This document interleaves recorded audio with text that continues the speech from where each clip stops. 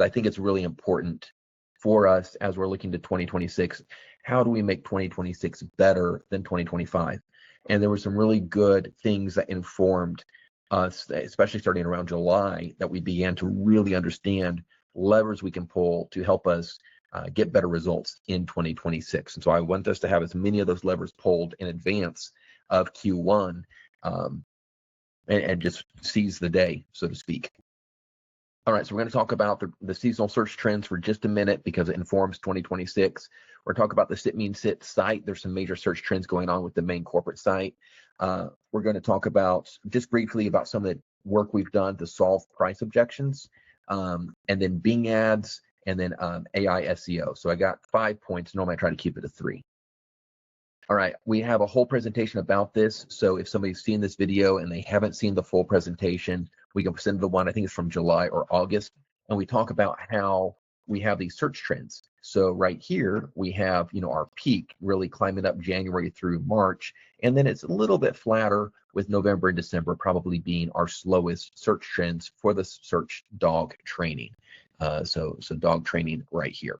So with this search trend, we want to have different marketing at different levels. If they're searching for it, our cheapest marketing option is going to be to spend and be in front of the searches. So this is going to be our PPC and the SEO that we've built. Now SEO, you can't really start and stop it. You kind of have to build it.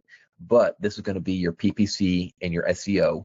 And then here in September and October, and really we saw late October, kind of the 15th of October, over to December is where this really declines this year. And this is where our cost per lead goes through the roof.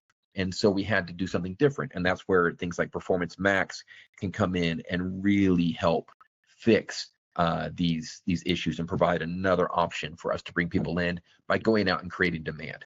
I have a whole presentation on that, so I will belabor the point further.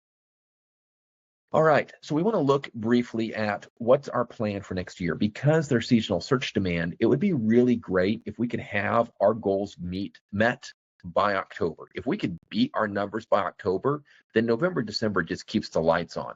So can we take a look at our growth goals and calculate it to try to have a strategy of marketing, a strategy of fulfillment that lets us meet the goal by October? So if we have, let's say, 1,690 leads in 2025, then we want to say, next year we want to grow by 10%. That means we probably need 1,860 leads in 2026. Now we know that November and December are the hardest months to get it. So if we can have all of those leads in by October, then that means anything that comes in November and December is just extra, or maybe it fills in a little gap if we miss something. So now instead of getting about 141 leads per month, we're going to need about 186 leads per month. So can we reverse engineer our different traffic sources? We know about how many are going to come in via organic. We know about how many we can get via paid. We know about how many we can get via Facebook and social media. So can we adjust these as needed to plan ahead of time to get that? Maybe there's home shows that are done every year. You know about how many leads you get from that. So this lets us kind of recalculate and recalibrate to say, let's get this when the seasonality is there and the leads are the cheapest. Last year, we had a few accounts where in July, we were getting so many leads that they were unable to work them. And so what does staffing look like? What's the ability we can to make sure that we do seize the growth? Because with those accounts, we hit their cap in July to where they were unable to book the leads that were coming in for demos. They were going out 2 weeks for those.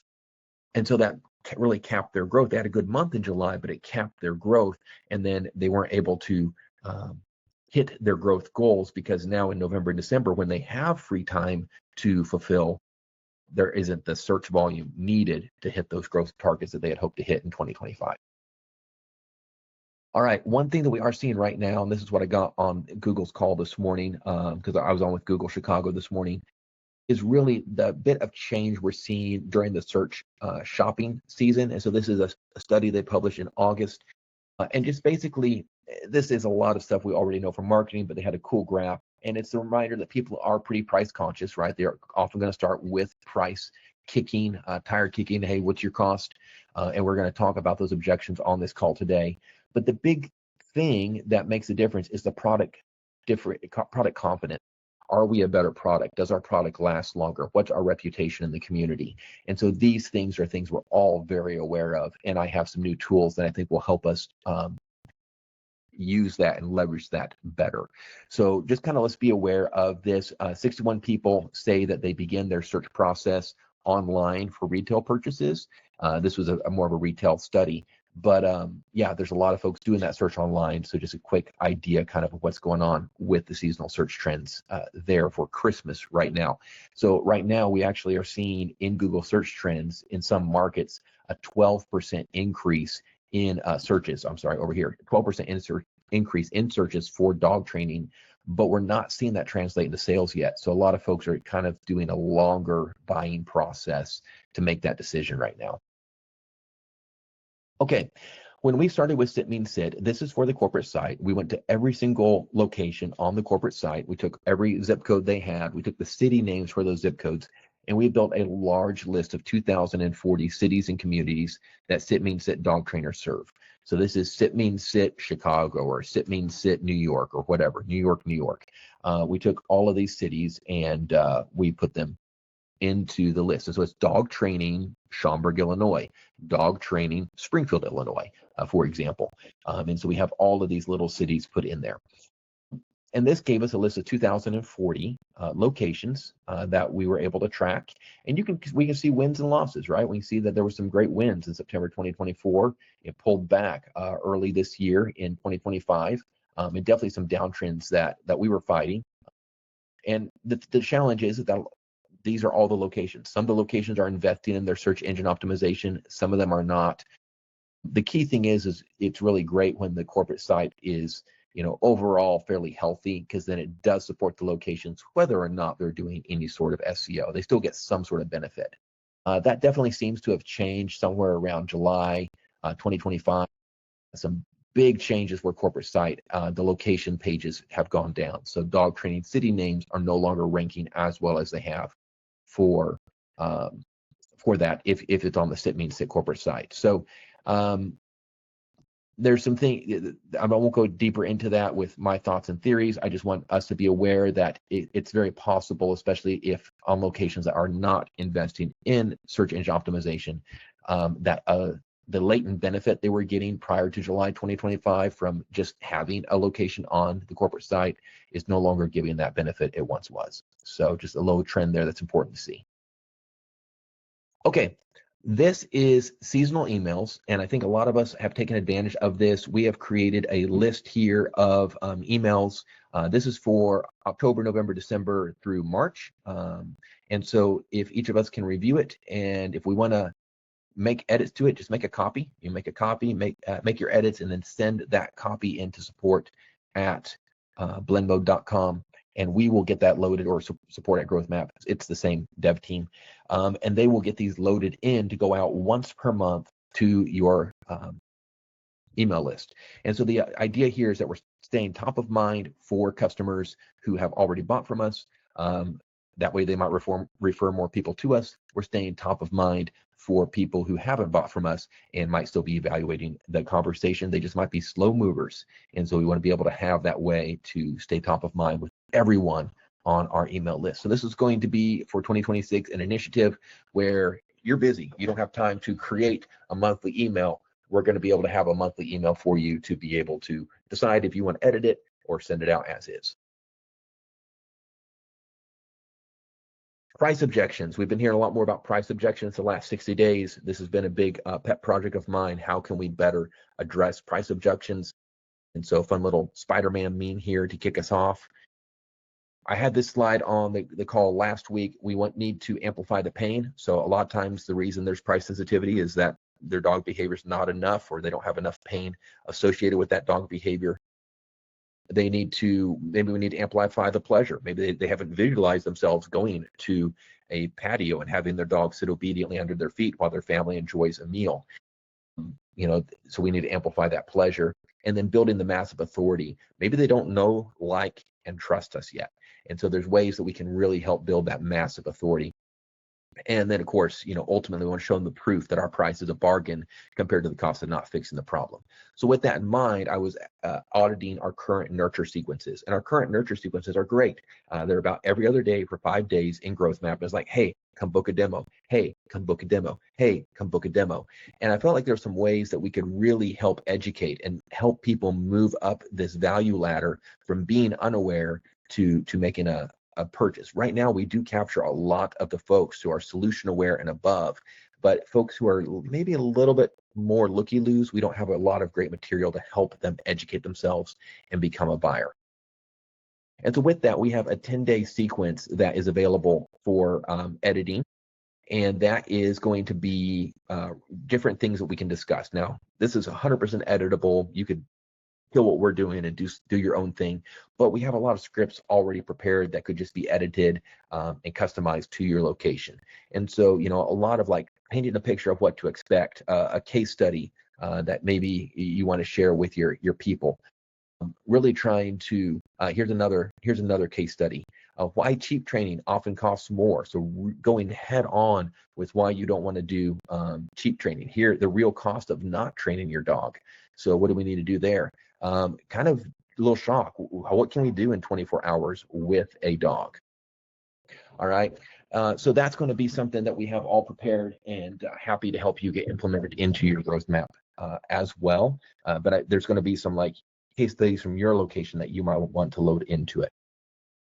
I'm going to provide links to these as well. So I can go ahead and drop them in the chat right now, and then I'll send them out in the email with this video once we edit it. So this is the day 1 through 10 funnel. I just dropped in the chat. And then again, here is the Q4 email sequence.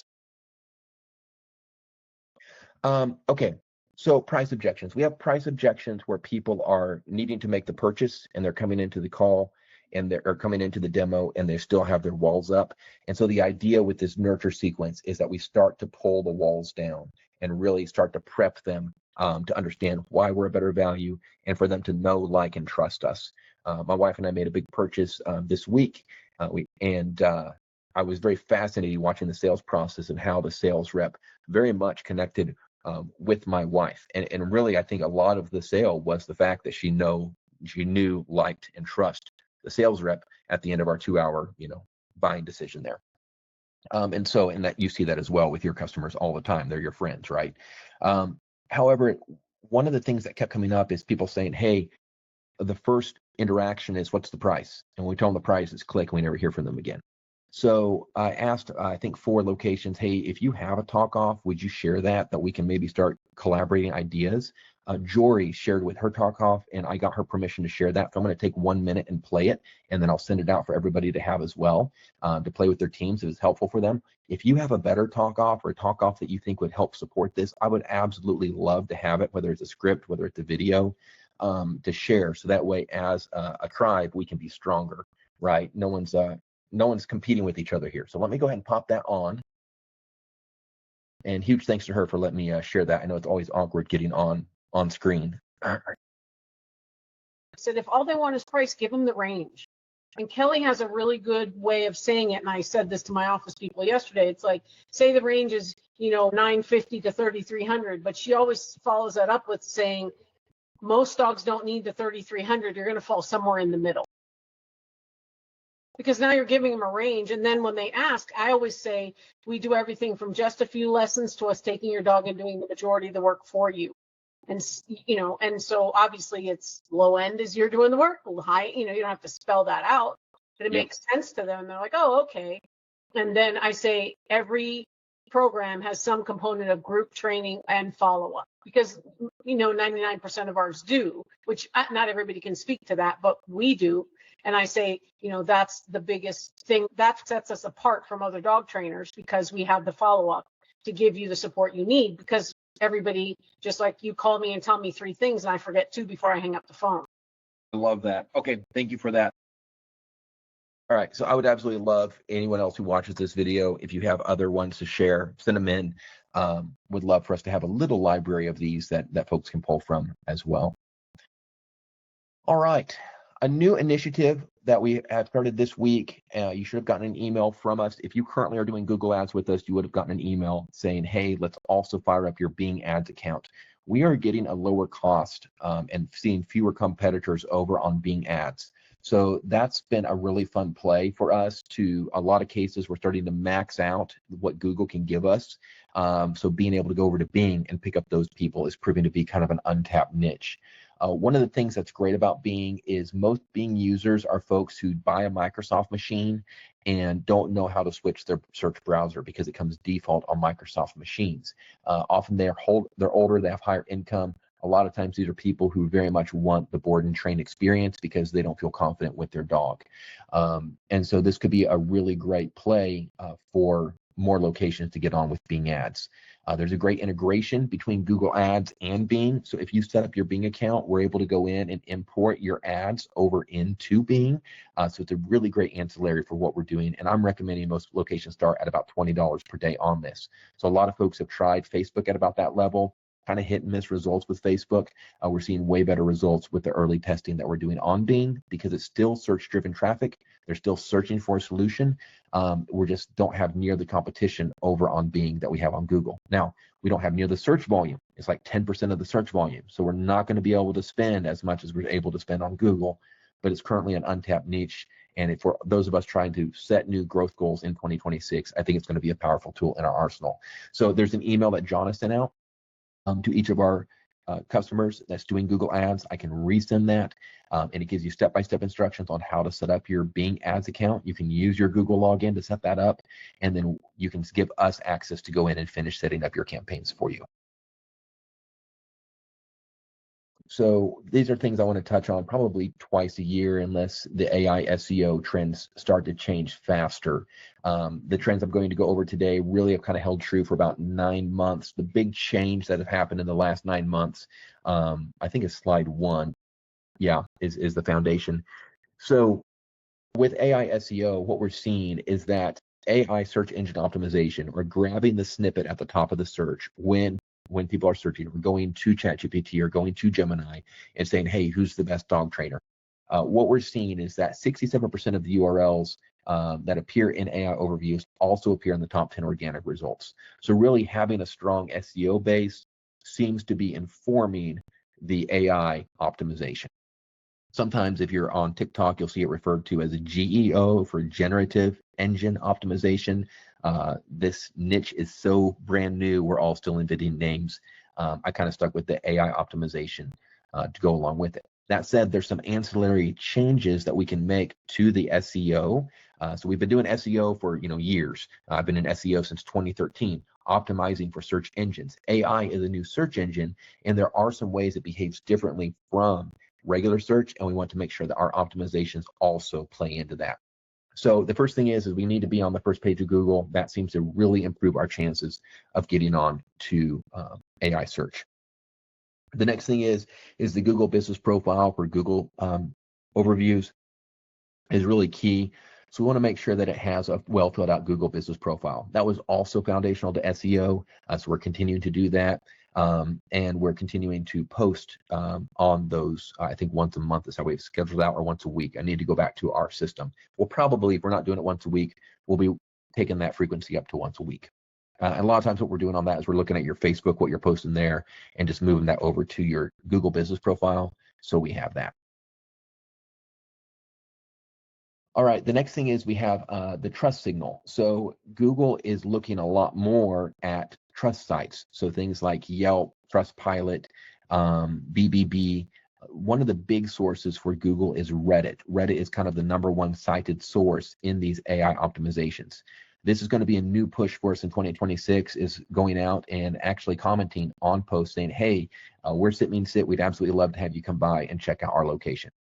So each of our SEO clients will be going through and doing that for Reddit, and really trying to, we won't be giving out dog advice. We're not qualified to do that, but really looking to get us a better presence on Reddit and more mentions on Reddit to hopefully encourage conversation.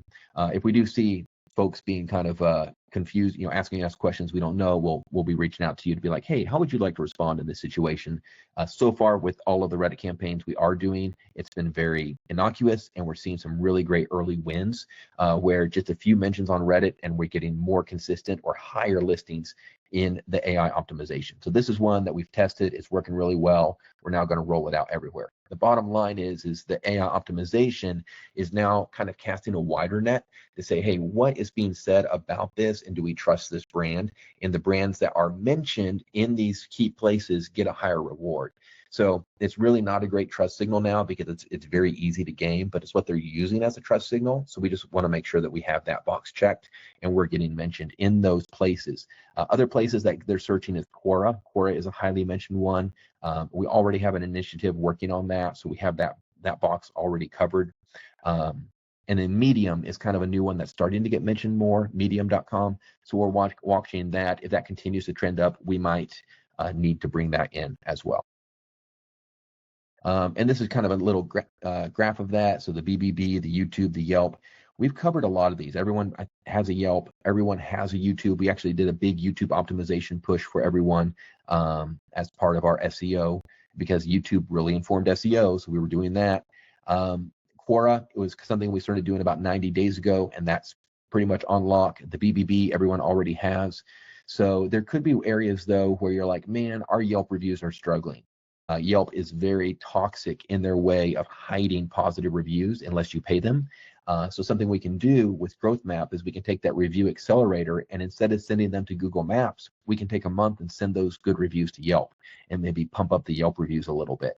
Or if you don't have any reviews, positive reviews on BBB, maybe for a couple of weeks, we send your clients to BBB with the review accelerator and get some reviews over there. Even 4 or 5 can make a big difference on BBB.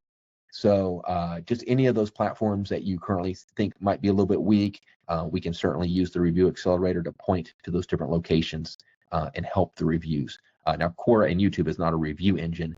They're just places that we're out there getting mentions for you. Once again, YouTube you already kind of had. We went through and strengthened that. And then Quora is a new piece that we've started doing about 90 days ago. So we have a pretty good coverage there. All right, so just a quick overview because that's a lot. High ranking in Google, really key. If you did nothing else and just had a high ranking in Google, you're probably going to be mentioned in the overviews, the AI overviews. The complete Google business profile, we already had that going, so that's great. I've double checked our systems to make sure that was still running.